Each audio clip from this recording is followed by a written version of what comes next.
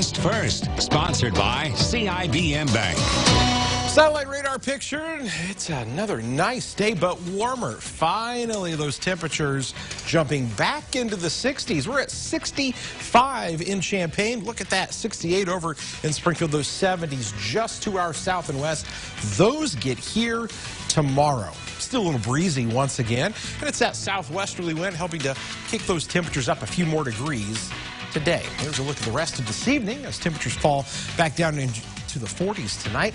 Boy, the weekend still looks amazing. We'll talk about that when rain returns to the area when we come back. WCIA3 News starts right now. You're watching your local news leader.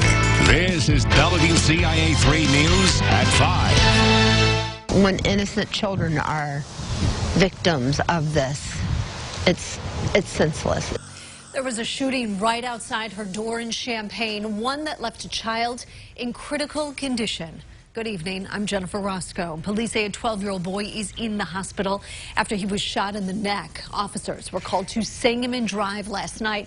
That was between Kenwood here and Kenwood, but they found the victim more than a mile away near the corner of Dogwood here and Kimberly Drives. WCIA3 Scarlett O'Hara is live now in the newsroom. Scarlett, the victim was in a car with an older family member. Tell us more of what you Champaign police say the driver noticed they were being followed. Eventually, they got behind the suspect's car while the driver tried to identify the suspect. Minutes later, police say the suspect stopped, took out a gun, and started shooting. That's when the child in the back seat was shot. Police found several bullet holes in the victim's car and damage to a house nearby. I spoke with Lieutenant Ben Newell, and I asked him how often he handles cases like this involving a child. These incidents are fewer, but they are significant when they do happen. Anytime it would appear as though a child's not being targeted, so they would be a true victim in this circumstance. He says he believes they were shot at while they were driving, and when the driver got to Sangamon Drive and believed they were safe, they called 911.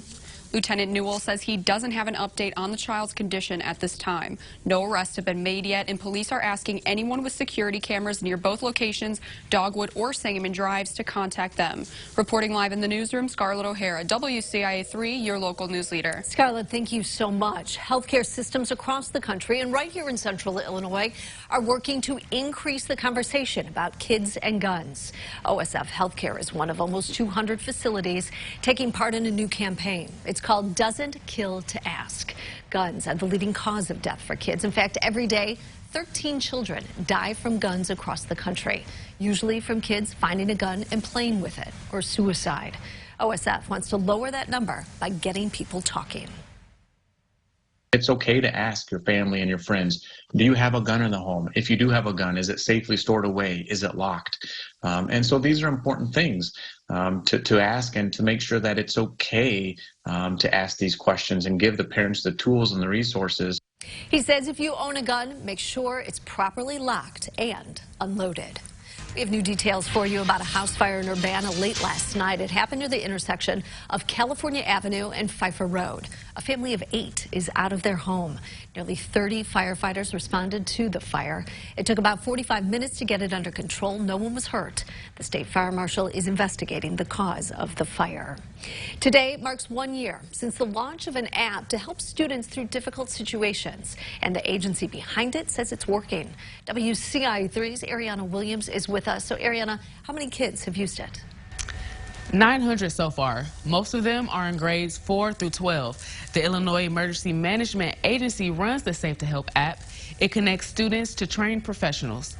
The idea is to make a trusted adult available for kids dealing with bullying, violence, substance abuse, or who need mental health support.